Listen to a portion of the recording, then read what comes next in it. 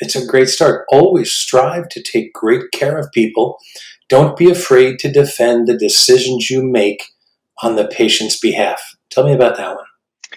So I think sometimes in the specifically ED environment, it can be intimidating when you're the provider bringing a patient in and you're giving a report. And sometimes I think you can fall back on, well, just did I do the right thing? And somebody asks you a question and it's, oh man, did I really do this right? And there's almost a sense that you have to defend yourself. And what I would tell you is that is so far from what you should be thinking and from where you should be.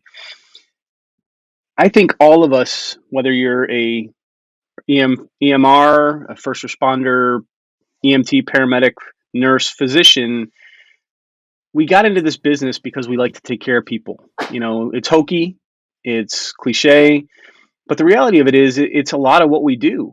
And I think sometimes we make decisions on the fly. Actually, we always make decisions on the fly. And when you're making decisions kind of as you go, a big part of that is being able to say, I did what was in the best interest of the patient, period. And so it may be that are approaching a family or approaching a family member, approaching the patient in a certain way. And if it's a way that you can very easily say, I did this because it was one, clinically well or clinically better for the patient.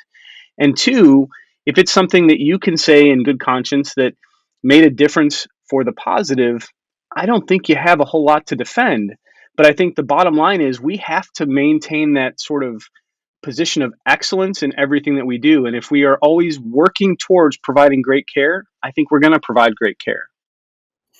You know, one of the things you've heard me say when we've spoken at conferences together is that EMS, every call is ultimately a series of decisions that makes a call Absolutely. succeed or not succeed.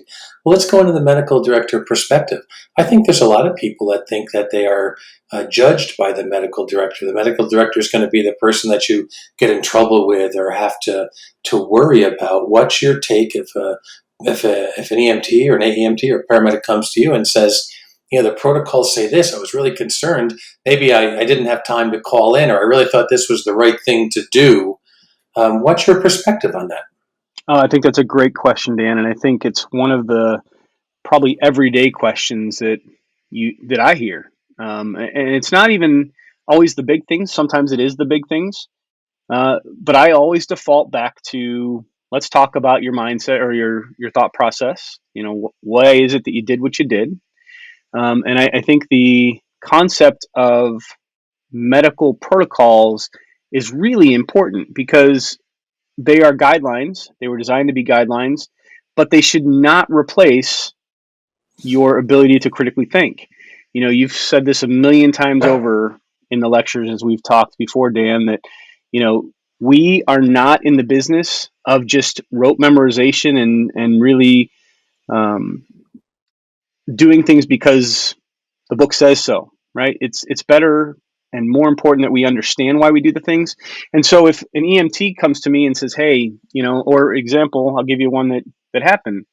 Paramedic comes in and says, look, doc, we had this patient. They were going crazy on us. I couldn't get to the radio in time to call for an RSI order, but this patient was agitated delirium. I needed to put him down. He was an asthmatic who was having trouble breathing. I couldn't get there. You know, I did what I thought was right for the patient.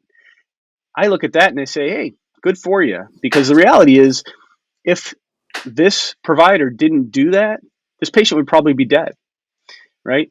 If you wait until they're so hypoxic and you're watching them deteriorate or hypercarbic and you're watching them deteriorate but do nothing, the outcome's going to be bad. I would much rather you do something than to do nothing, especially in a clinical environment like that. I mean, that's an extreme, right?